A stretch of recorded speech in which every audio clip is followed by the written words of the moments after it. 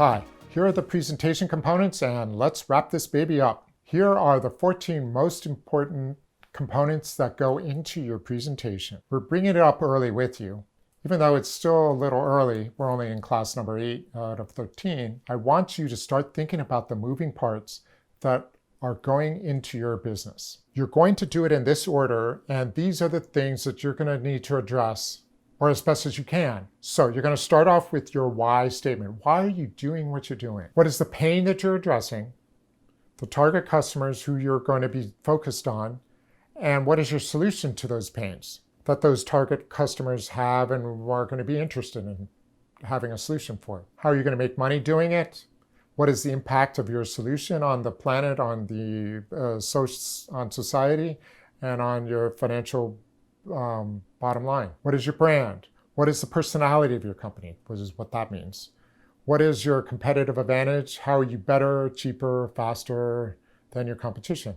How are you going to be structured? And your team, what's that going to look like now? And we haven't covered this yet, but where are you going to get your capital from?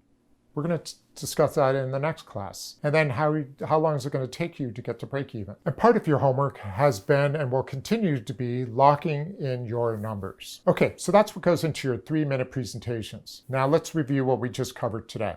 How you design your team, the crucial points of a team and what goes into a team, and putting your dream team together and what that takes and what that's going to look like. The next major thing we covered is how to build your own leadership strategy and how you're going to get it all done with energy versus action. And then how are you going to exit your business? And at what stage are you going to do that? What kind of team do you need to build to make that happen?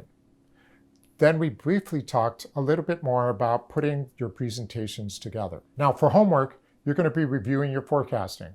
So now that you've built your team and you've brought in some people, it might have changed your numbers, both how much it'll cost and how much revenue it'll generate. So you might need to revisit that. And so now's the time to do it. First, you're going to do it on your cash flow. So you're going to take the first 12 months and you're going to fill it out completely. Then you're going to do the same for your P&L, your profit and loss statement. Then you're going to lock down your team. You're going to work on your general team. You're going to work on the management team, your board of advisors, and maybe your board of directors. You may not need a board of directors right now, but we will talk a little bit more about that in class number 9 and why that's important and why it's important to incorporate. You're going to have one person on your board, and that's probably going to be you. Joining your team, and then what would you need them to do on your team? Next, you have leadership strategy, which includes completing your list of strengths and weaknesses for yourself. And based on that, what kind of a team do you need around you? And then you take all that and put it together, and what you have is your team. What are you going to outsource? What are you going to delegate?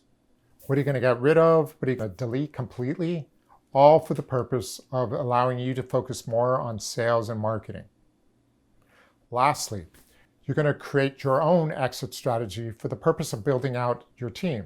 At what point and at what stage are you going to leave your business? And then in class 9, how best do I raise capital is a very important topic on how to raise outside capital, how much you need, what are you going to use it from, what's the value of your company, and where's it going to come from. I'm looking forward to seeing you very soon.